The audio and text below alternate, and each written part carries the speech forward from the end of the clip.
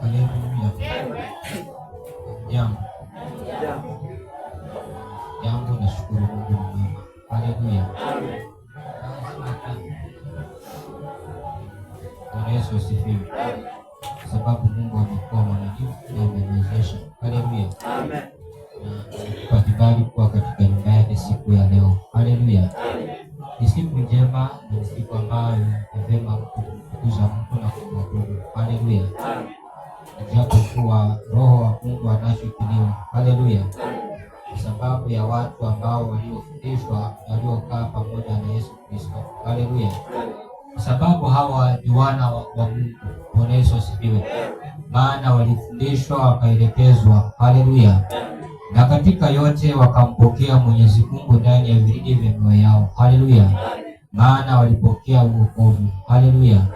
Na baada ya kupokea wokovu, Yesu akadhani ya kwamba amepata watu ambao watakaofanya hiyo injili kwenda mahali pakubwa na kupaa katika mahali ambapo inafaa iweze kufika. Haleluya. Lakini kuna mambo ambayo Yesu anawaagiza, ambao tena anawafunulia akiwahudumia na kuwaambia. Haleluya. Ya kwamba muda upo na muda umewadia. Mwana wa Adamu hana budi kuinuliwa na kutukuzwa.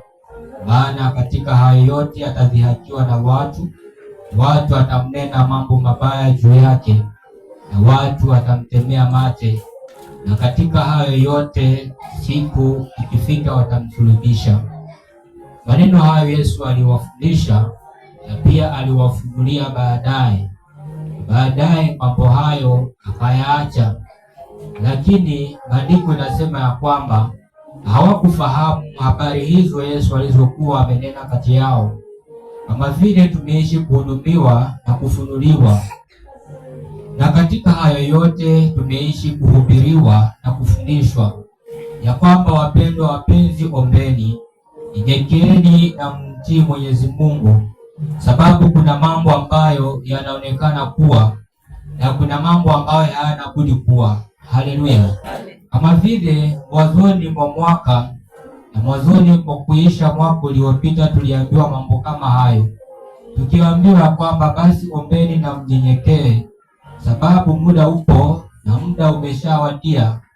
Kuna baadhi ya watu watakaotukuzwa na kuna baadhi ya watu wataonekana duni au kushuka. Wale ambao watashindwa kufuatilizia na kuzingatia wanaonekana kuishiwa na nguvu, lakini wale watakaokubali kunyenyekea na kufuatilizia kunaonekana kutukuzwa na Mungu mwenyewe, na kunaonekana Mungu kuwa pamoja na wao kwa ajili ya kazi ya maisha na pia katika kazi ya utumishi. Lakini ni nani ambaye atakaa katika hilo neno la Bwana ama kae katika neno la unabii? Ijapokuwa Yesu aliwafunulia, lakini ni nani ambaye atakayekubali awe katika hiyo huduma, awe katika huo unabii, aweze kuomba na akeshe jambo hilo? Bwana Yesu asifiwe. Kumbe basi nikakumbuka maneno hayo, ama nikakumbuka habari hizo ambazo Yesu anatufundisha.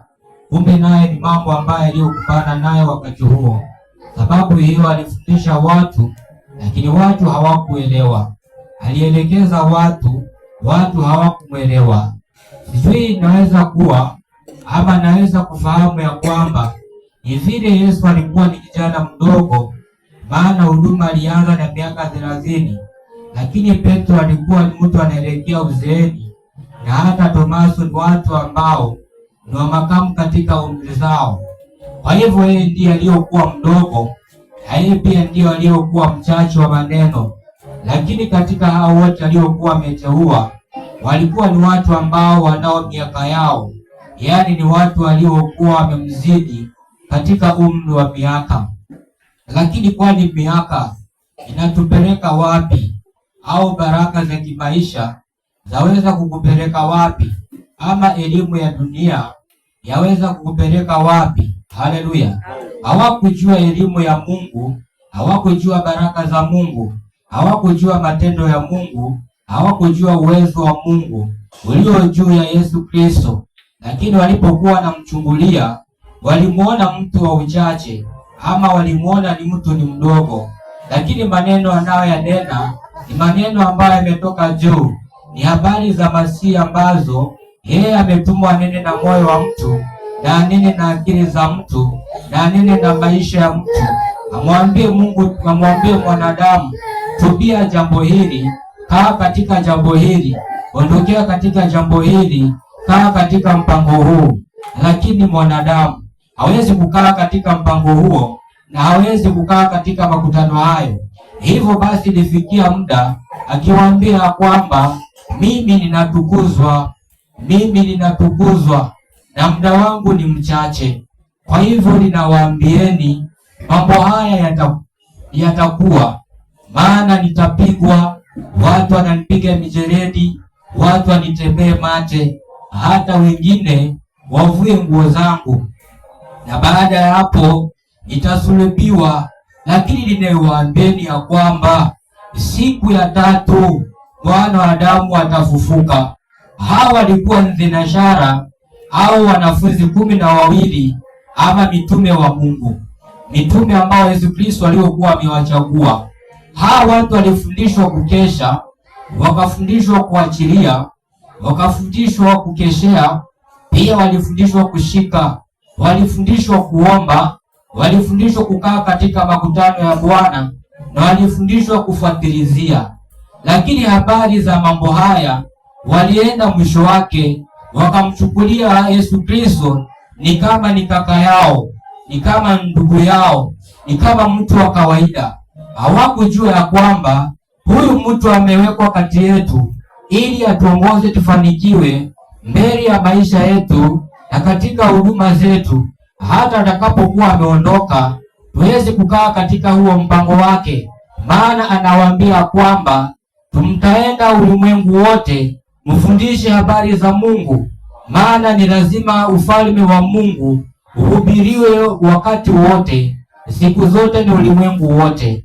Habari hizo aliwaambia, lakini nani ambaye alikaa katika huo mpango ambao Yesu Kristo aliyokuwa amewaambia, mtaenda huko mhubiri, mtaenda huko mkemee, magonjwa yataponywa, vifungo vitaondolewa, shida zitakaswe, watu wabarikiwe na watu wa Mungu wapewe uhuru katika maisha yao.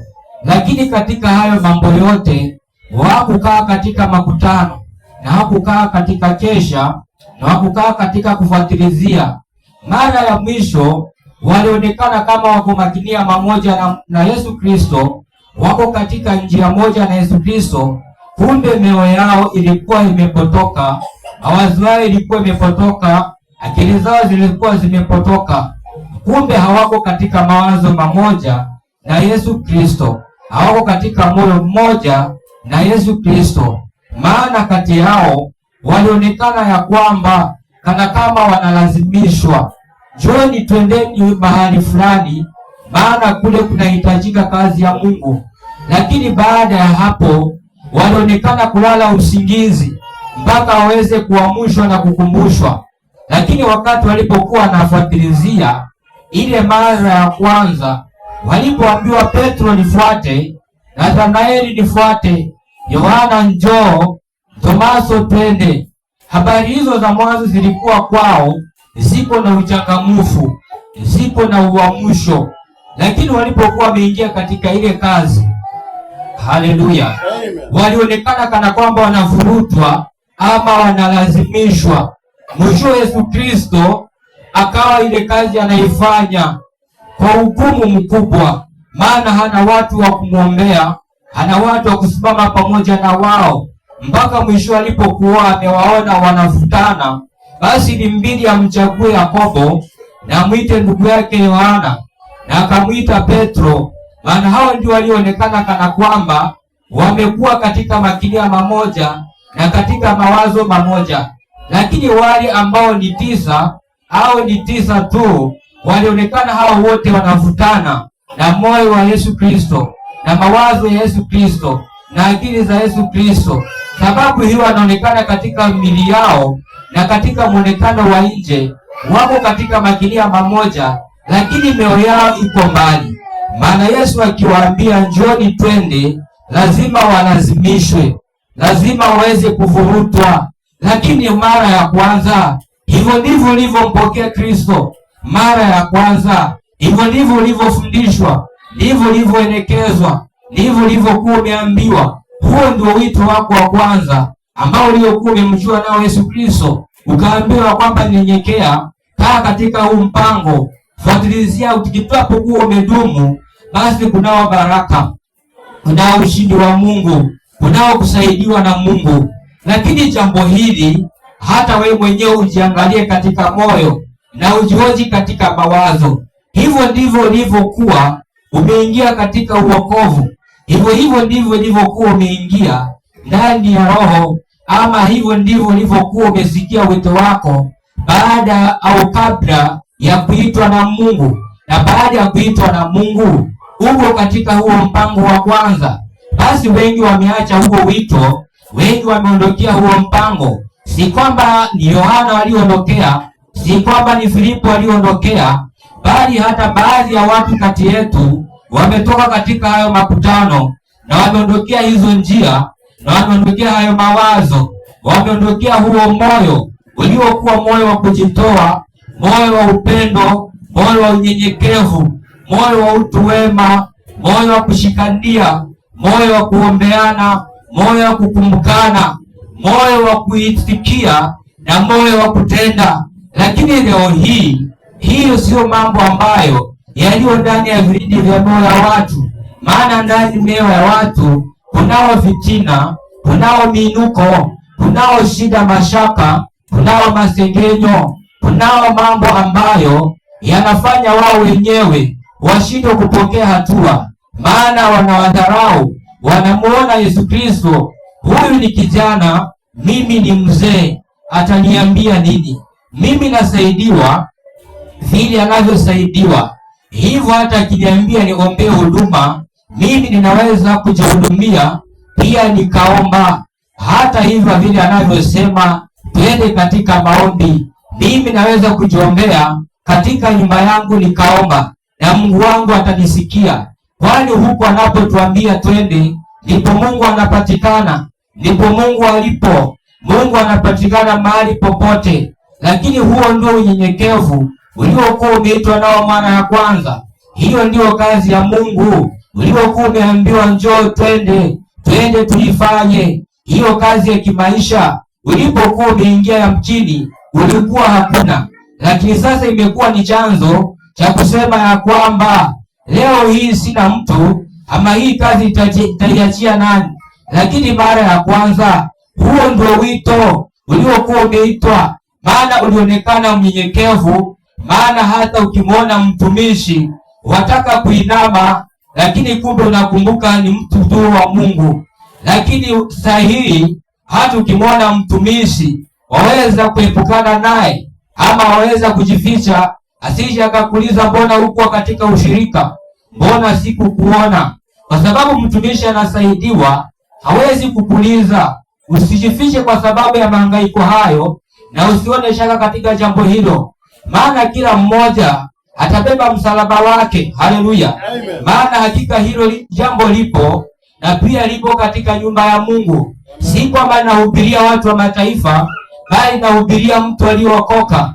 Maana hao mitume ni watu wamempokea Kristo, wameishi na Kristo, wanakaa katika Kristo, wanaishi katika mpango wa Mungu. Lakini Yesu akiwachungulia, hawana hata mmoja wapo aliyo katika mpango huo na aliyo katika makutano hayo.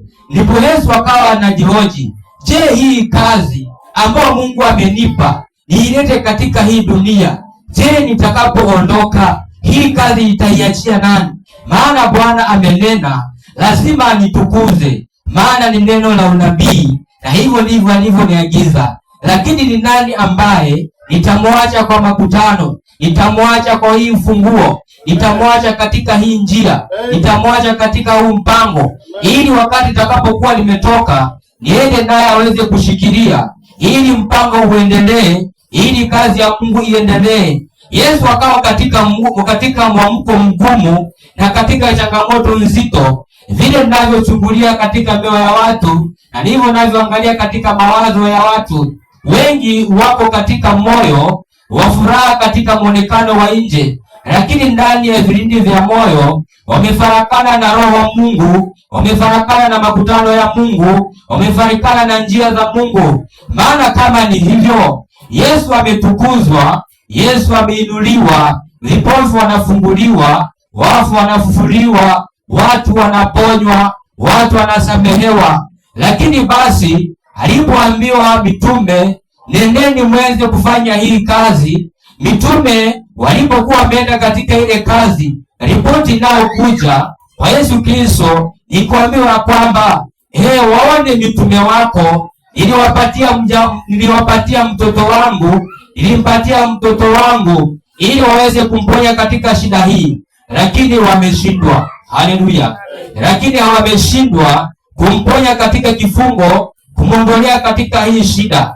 Kumbuka, hawa watu wameishi na Kristo, wametembea na Kristo, wamemvaa Kristo, wanakaa katika Kristo, wanaishi katika maisha ya Kristo, muonekano katika Kristo, mwenendo katika Kristo. Lakini walipokuwa wanaendelea, mwisho wakafarakana na Yesu Kristo. Walipokuwa wamefarakana na Yesu Kristo, wakashindwa kuomba, maana ndani yao wana uzito, ndani yao wana mafarakano, ndani yao wana husuda, ndani yao wana vitina. Kwa hivyo hawakuweza kupokeana na Yesu Kristo, na hawangeweza kupokeana na roho iliyo ndani ya Kristo, maana ndani yao hawakubebana na Yesu Kristo. Hivyo ndio maana walishindwa kukemea ile pepo ambayo yule mtu ambaye aliyomleta mtu yule aliyokuwa na shida nzito ya kupangawa na pepo ya kifafa. Haleluya!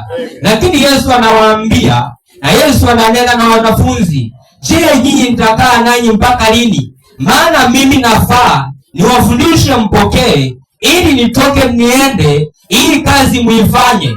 Lakini kazi nimewapa, kazi imewashinda. Je, nitawafananisha na kina nani, ama niwalinganishe na nani katika chini ya jua hili? Maana nikiwaangalia, si vile mlivyokuwa mmeanza, si vile mlivyokuwa mnaishi, si hivyo mlivyokuwa katika menendo yenu. Mmekeuka katika amri, mmekeuka katika njia za Mungu, mmekeuka katika makutano ya Mungu. Basi katika jambo hilo lilimfanya Yesu Kristo, basi muda wake wa kuinuliwa na kutukuzwa ukaweze kukawia. Lakini kwa sababu ilikuwa ni unabii, lazima unabii uweze, haleluya, uweze kutimilika na uweze kuwa katika ushindi wa Mungu. Yesu akawakusanya tena mara, akawafundisha tena. Alipokuwa amewafundisha, akawaambia kwamba, Petro mtumishi wa Mungu, ndani yako naona kuna chembe ambayo ni ya Mungu ndani yako. Lakini katika hili jambo lazima utapitia jaribu. Lakini hili jaribu likusifanye uache kazi yangu, lisikufanye uache njia zangu, lisikufanye uondokee huu mpango. Maana ndani yako nataka nijenge kanisa, nataka nijenge nyumba yangu, ili watu kwa ajili yako, haleluya, waweze kuponywa na kufunguliwa. Na ndani ya kilindi cha moyo wako wengi watakaswe, wengi wainuliwe, haleluya, wengi wabarikiwe, haleluya. Lakini Petro hakukesha katika sauti ya Kristo alipoambiwa ya kwamba, naona kuna jaribu mbele yako na kuna shida inaonekana nzito mbele yako. Omba katika hili Petro, ili uweze kushinda. Lakini Petro akashindana na neno la unabii, akimwambia kwamba, mimi siwezi kukukana, mimi siwezi kukusaliti, hadi niko katika ile moyo wa kujitoa, nife pamoja na wewe na nizikwe pamoja na wewe. Lakini Petro anaambiwa ya kwamba, wewe Petro ni mtu wa Mungu, usiweze kumdanganya Mwenyezi Mungu, usimdanganye Roho wa Mungu. Maana naona ukinisaliti, naona ukinikana, na kama huamini jambo hilo, basi kabla, haleluya, ya jogoo kuwika mara 3 utakuwa umemkana mwana wa Adamu, haleluya. Lakini kwa sababu hiyo nimekuombea Petro, wakati huo ujao, basi utakapokuwa umetubu na kurudi, shikilia kazi yako, haleluya. Kaa katika njia zangu na ulinde hawa kondoo ambao nimewapa mikononi mwako, haleluya. Jambo hilo Petro hakulitilia maanani, hakukaa katika huo mpango. Safari ikaendelea na ikaendelea kupanuka, haleluya. Maana jambo hili linawezekanaje ya kwamba umeishi na mtumishi wiki ya kwanza, wiki ya pili, mwezi umeisha, miezi miwili imeisha, mtumishi anapewa hatua, na wewe unafuatilizia na hupokee hatua yoyote, na hupokee nguvu zozote, hupokee ufahamu wowote, hupokee mafundisho yoyote. Pia katika hayo yote hakuna jambo la ufunuo lililopo ndani ya kilindi cha moyo wako.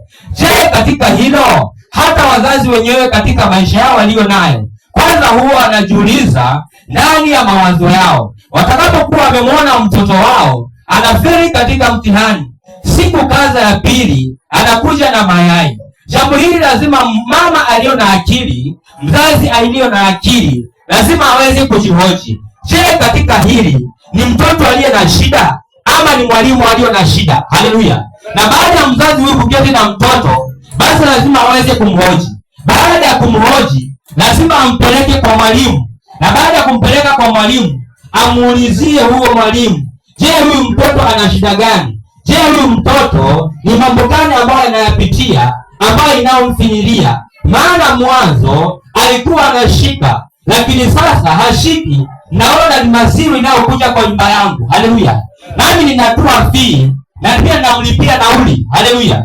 Haya mambo yote ninayomfanyia, nikimlisha na kumnywesha, ni mambo haya yote inakuwa ni bure. Haleluya. Bwana Yesu asifiwe. Huyo ni mzazi aliyo na akili na aliyo na ufahamu na anaoangalia mbele mahali ambapo mtoto huyo anafaa aweze kufika. Haleluya. Lakini ni baadhi ya wazazi wanaweza kuuliza jambo hilo.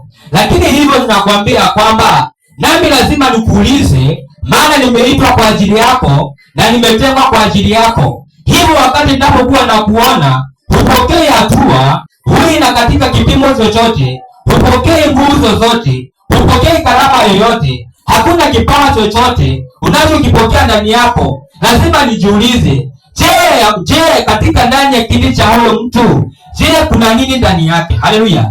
Je, ni mafarakano, ama ni uzito, ama ana shida, ama ni kusinzia, ama ni kuchelewa, ama ametoka katika huo mpango lakini ninamlazimisha. Haleluya. Katika hili jambo niliwahi kulifanya, haleluya, kulifanyia zoezi baada ya siku 3. Haleluya.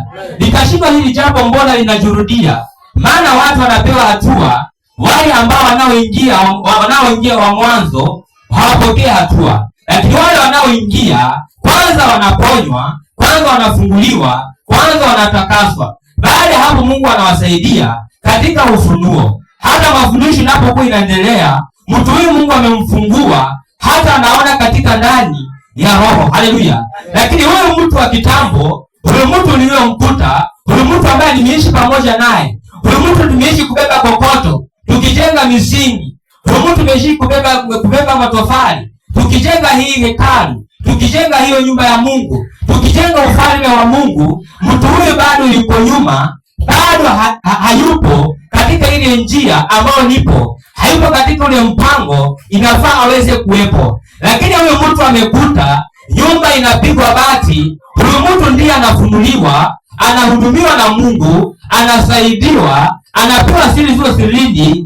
anafichuliwa mambo yaliyo katika siri. Na huyo mtu wa kitambo ndani yake hakuna chochote. Haleluya. Kwanza yeye mwenyewe anachelewa, pili anasinzia, la pili ana mafarakano katika moyo na ana uzushi katika moyo wake, na ndani yake amebeba uzito. Hivyo jambo hili likawa linanifinyilia katika moyo wangu, maana nitakaa katika na wewe siku ngapi, nikurudie, nikufundishe, nikunenee, tena nikuhudumie na ubadiliki. Haleluya. Na ukae katika mpango wa Mungu, na ukae katika makutano ya Mungu. Maana hawa wanafunzi wameishi na Kristo wakati wote, lakini Kristo anataka aweze kupewa hatua, aweze kuwaacha aende. Lakini atawaacha vipi wakati watu hao wako katika njia za Mungu au katika makutano ya Mungu? Haleluya.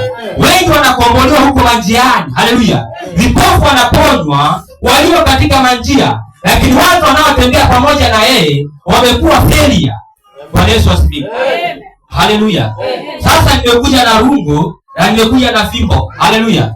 Maana hata Paulo anasema kwamba niwajilie na nyinyi, maana mmekataa maziwa. Sasa hiki chakula ambacho ni kigumu mtakipokeaje? Maana hiki kidogo mmekikataa, hiki kidogo mmeshindwa kukikula, hiki ambacho nilicho nacho ambao Mungu amenipa mtapataje kukikula? Haleluya. Kwa hivyo leo, wapenzi wapendwa wa Mungu, hilo kwanza tuliache nyuma. Haleluya. Habari ya uchungaji na habari ya ualimu tuiache kwanza nyuma. Haleluya.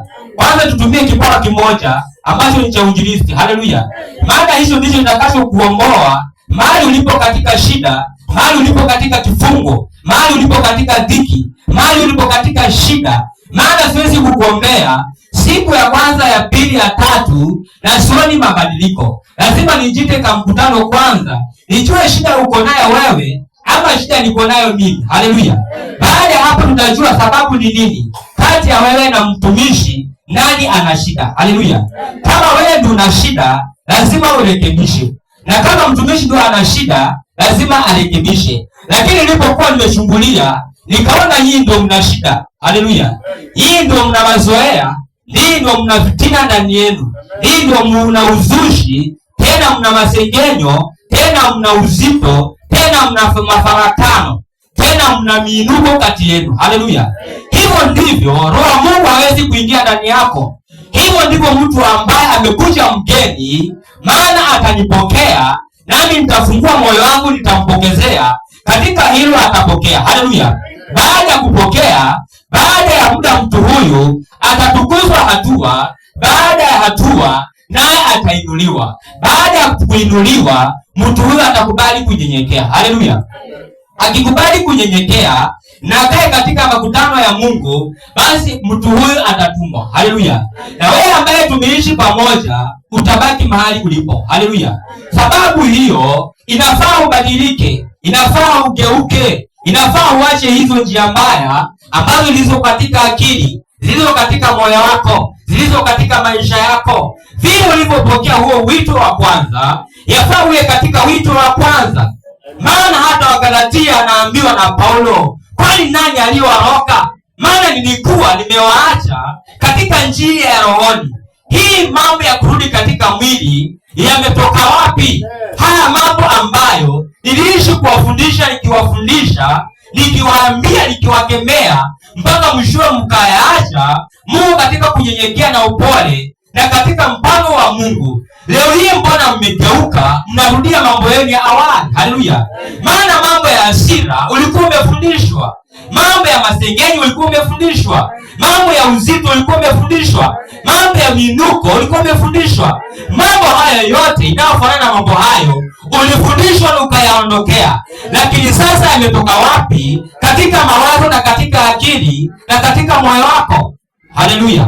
Bwana Yesu asifiwe. Hayo mambo ndio inakufanya huwezi kupokea hatua. Hayo mambo inaweza kufanya usipokee hatima yako ya kimaisha. Hayo mambo ambayo ndio inaweza kufanya ukajifungia maisha yako na watoto wako. Haleluya. Maana ni kumkana Roho wa Mungu, vile Petro alivyoambiwa kwamba naona ukinikana mtumishi wa Mungu, naona ukinisaliti. Haleluya. Alifikiri ya kwamba ni mambo tu ya kinywa, ni mambo tu ya makinia tu, ni mawazo ya Yesu Kristo. Lakini Kristo ni Mungu anayemsaidia ndani yake. Kuna mambo anayaona kabla ya wewe hujajua. Kristo anajua. Haleluya. Lakini akashindana na yeye. Bwana Yesu asifiwe.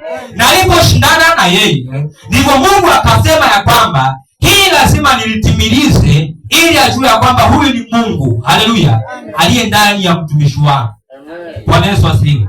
Hivyo huduma zingine waweza kuhudumiwa huduma mbaya, lakini hii huduma ukaambiwa kwamba omba unyenyekee, itaondolewa. Lakini kwa sababu umemwona ni mtumishi, labda ni mdogo wako, ama ni kijana wako, ama ni mjukuu, ama ni mtu tu wa kawaida, ama huwezi kumwelewa, kwa vile mbeba, Mungu alikuwa aondoe shida hiyo, lakini lazima itimilize ili ajitukuze kwa mtumishi, ili Mungu abaki kuwa Mungu. Haleluya. Maana Mungu lazima atazidi kuwa Mungu, na Mungu hawezi kunena jambo akashindwa kulitenda. Haleluya. Hivyo mambo mengine inafanyika kwa sababu ya mioyo yenu kuwa migumu. Haleluya.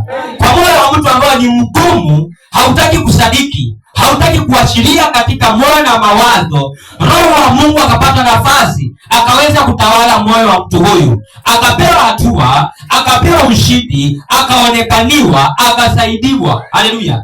Mtu anaanza kidogo kusaidiwa, sasa amekuwa ni yeye basi. Hakuna yote pia anaweza kusema kwamba anasaidiwa.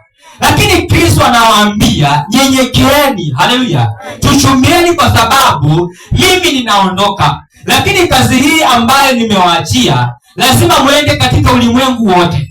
Bwana Yesu asifiwe. Lakini sasa nyenyekeeni, muende katika mpango wa Mungu. Lakini baada ya mtu kuanza kuachilia na kuanza kushika, yani maana yake kuanza kufunuliwa, ameona sasa yeye ni mtumishi, amefika. Haleluya. Bado haujafika. Kwanza uko mbali. Haleluya. Ikawa ni mtoto ambaye amezaliwa, sasa hata hajulikani atatembea lini. Haleluya.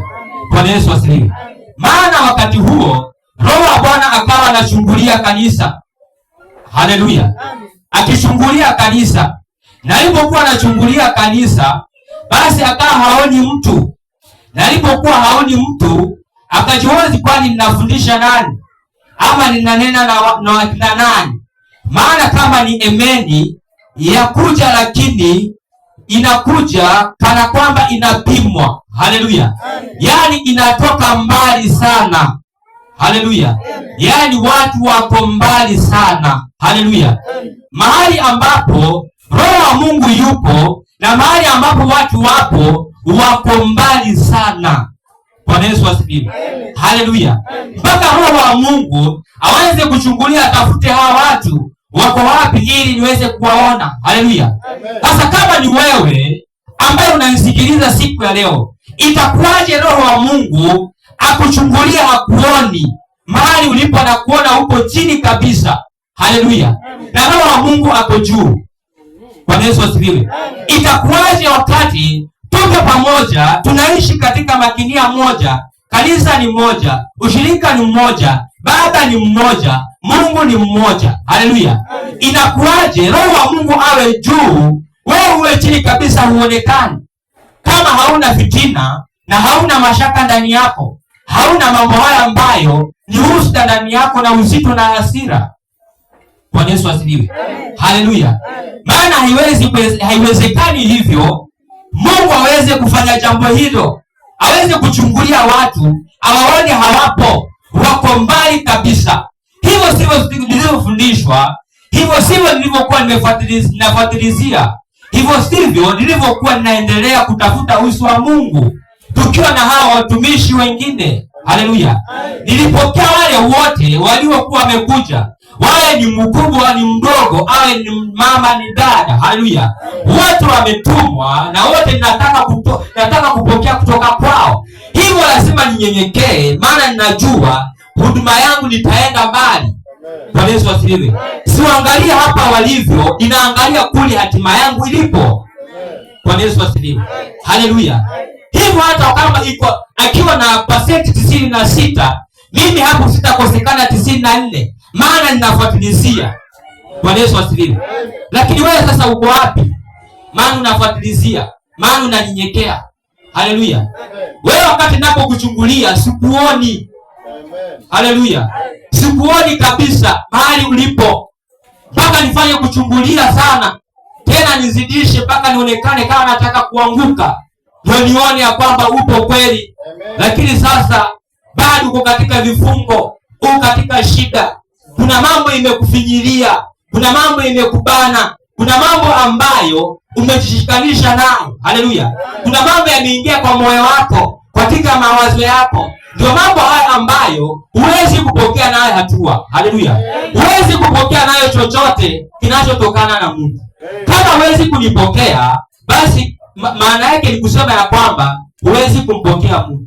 Amen. Haleluya. Kama huwezi kumpokea mtumishi wa Mungu ambaye Mungu amemtuma, ambaye amemteua, ambaye amemsimamisha, ambaye anakulisha, ambaye anakubariki, ujue na Mungu wewe mmefarakana. Amen. Bwana Yesu asifiwe. Haleluya. Hata hivyo sivyo tumefundishwa habari za Elia na Elisha, hawa watu ambao waliopokezana wakashikaniana. Hiyo ndio maana mafundisho ikasema ya kwamba na Elisha akapokea maradufu kutokana na Elia. Lakini baadhi ya Gehazi, mbona hakupokea? Alipokea zero na akapokea failure. Bwana Yesu asifiwe. Maana alikuwa kama vile mlivyo. Bwana Yesu asifiwe. Watu wakishindwa kusema amen, iko hivyo. Haleluya. Bwana Yesu asifiwe.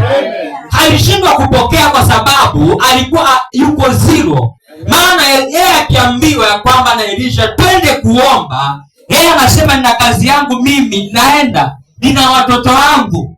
Bwana Yesu asifiwe. Wewe niache, nitakuwa naosha nguo. Wewe niache, nitakuwa napika. Wewe nenda katika maombi. Sasa mtu huyu atapokeaje hatua? Na huyu Elisha amewekwa na huyu mtu apokee hatua kwake, apokee nguvu kwake. Elisha akienda hivi iko peke yake. Bwana Yesu asifiwe. Ndio maana maandiko nasema ya kwamba na Elisha akazikwa na kipawa chake. Bwana Yesu asifiwe. Nikaenda kufufua maiti ya mtu ambaye hajulikani. Haleluya. Bwana Yesu asifiwe.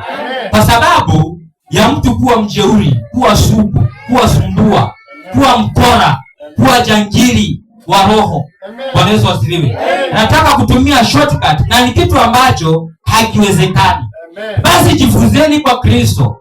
Na baada ya hapo jifunze kwa watumishi. Je, hawa waliofanikiwa, hawa walioinuliwa, hawa waliobarikiwa walitumia njia gani? Walitumia makutano gani? Walikuwa katika mpango upi? Jifunze katika hao mitume. Hawa mitume waliofanikiwa, je, walikuwa katika muonekano upi? Na hawa waliokuwa failure walikuwa katika muonekano upi? Haleluya. Hapo ndipo utakuwa unajichagua wewe uko katika fungu lipi. Na kama unataka kuwa fungu nzuri, basi chagua wale watumishi waliofanikiwa kufanya mambo mazuri. Bwana Yesu asifiwe. Haleluya. Lakini kama unataka kuwa zero vile ulivyo, basi endelea kuwa mvivu, endelea kuwa mtu wa kusukumwa, mtu wa kulazimishwa, mtu wa kupigiwa simu, naenda mahali fulani. Mimi